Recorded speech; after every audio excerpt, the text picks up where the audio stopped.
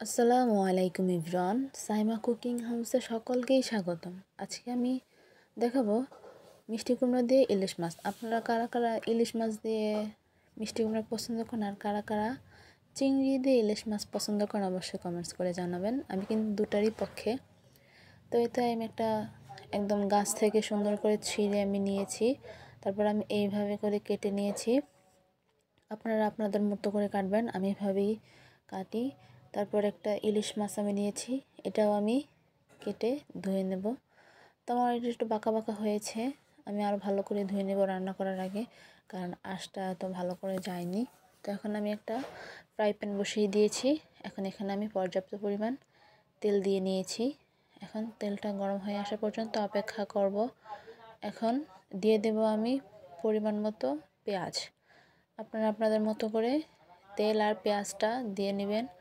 তো এটা আমি এখন ভালোভাবে নাড়াচাড়া করে নেব। আপনারা এটা ব্রাউন ব্রাউন করে ভাজবেন। আর যদি ব্রাউন করে ভাজলেই ভালো হয়, মানে খেতে সব কিছু ভালো লাগে পারফেক্টলি কুক হলে। তো এই তো হালকা ব্রাউনিশ অর্ধেক হয়ে গিয়েছে, আর অর্ধেক হওয়াটা বাকি। তো এটা আমি এখন ভালোভাবে নাড়াচাড়া করে এখন আমি দিয়ে দেব হাফ চা চামচের মতো রসুন বাটা।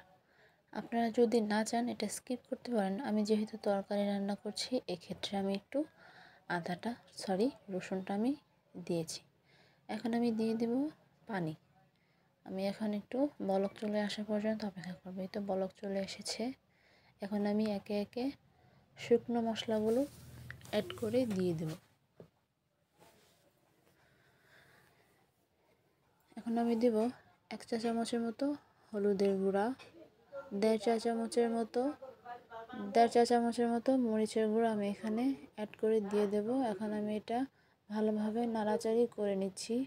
এটা এখন আমি দিয়ে দেব 1.5 চা চামচের মতো মরিচের গুঁড়া। আপনারা আপনাদের ঝাল অনুযায়ী মরিচের গুঁড়াটা কমিয়ে বা বাড়িয়ে নিতে পারেন।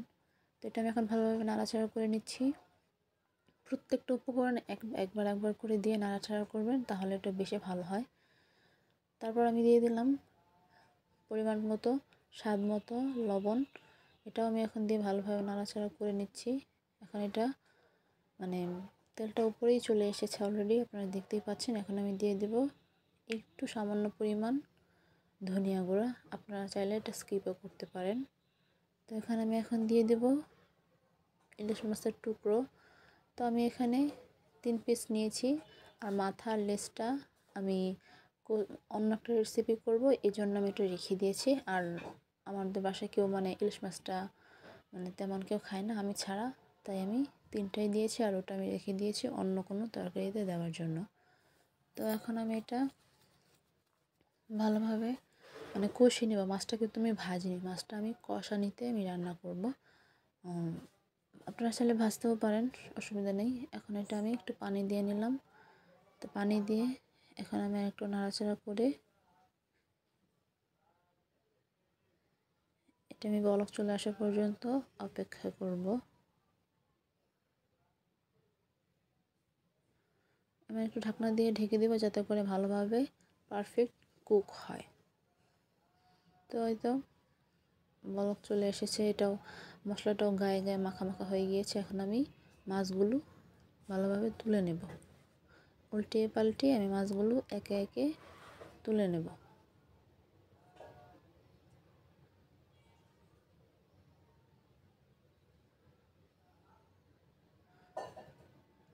তো আমি এক হাত দিয়ে তুলছিলাম, যার কারণে একটু পড়ে যাচ্ছিল।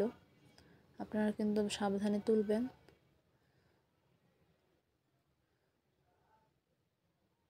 আমার কিন্তু ইলিশ মাছ দিয়ে চিংড়ি মাছও খুব পছন্দ। ইলিশ মাছ দিয়ে মিষ্টি কুমড়া খুব ভালো লাগে, আবার চিংড়ি মাছ দিয়েও মিষ্টি কুমড়া আমার খুবই পছন্দ। তো এখন আমি দিয়ে দেব সেই কেটে ধুয়ে রাখা মিষ্টি কুমড়াটা। এটা কিন্তু অনেক ভালো লাগে, এভাবে মিষ্টি কুমড়া দিয়ে রান্না করলে অনেক ভালো লাগে খেতে। আমার কিন্তু খুবই পছন্দ, আর আপনারা এইভাবে বাসায় ট্রাই করবেন। ইনশাল্লাহ আশা করছি আপনাদের কাছেও অনেক ভালো লাগবে।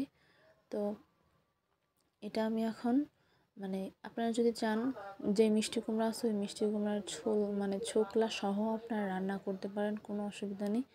আমার কাছে মনে হয় না যে আমি এটাকে মানে কখনো খাই নাই, তো যার কারণে আমি ট্রাই করিনি। এখন এটা আমি এখন ভালোভাবে নাড়াচাড়া করে নেব, যাতে সুন্দর মতো এটা লেগে বা পুড়ে না যায়। এই জন্য আমি এটা ভালোভাবে নাড়াচাড়া করে নিচ্ছি, আর মানে কষিয়ে নেব ভালোভাবে। এখন আমি দিয়ে দেবো কাঁচামরিচ। আপনারা রান্নার পেঁয়াজের সাথেও দিতে পারেন, আমি দিলাম যাতে একটা ভালো স্মেল আসে এই জন্য। তো আমি ঢাকনা দিয়ে ঢেকে দেওয়ার পরে এখন আমি এটা ঢাকনাটা খুলে এটাকে আবার একটু নাড়াচাড়া করে নিচ্ছি।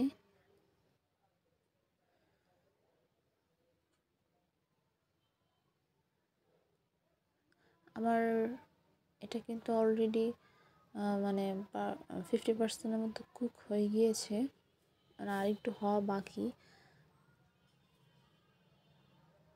তো আমি এখানে আবার ঢাকনা দিয়ে ঢেকে মিডিয়াম আঁচে আমি এটাকে আবার রান্না করে নিচ্ছি।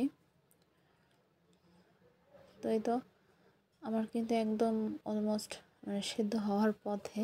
আপনারা এটা যদি চান পানি দিয়ে একটু কষাতে পারেন, আর যদি না চান এটা মিডিয়াম আঁচে আস্তে আস্তে এটা কিন্তু এমনি কুক হয়ে যাবে, কারণ এটা খুবই নরম মিষ্টি কুমড়া।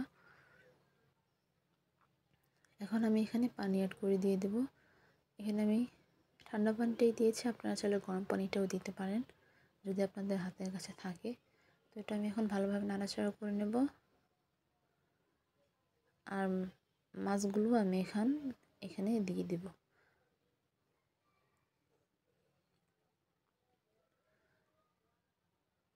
মাছটা দিয়ে এখন আমি একটু নাড়াচাড়া করে ঢাকনা দিয়ে আবার ঢেকে দেব।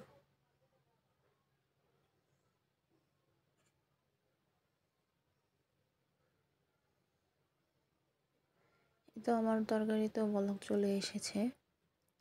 তরকারির কালারটাও কিন্তু অনেক সুন্দর হয়েছে, আর খেতেও কিন্তু খুবই দারুণ।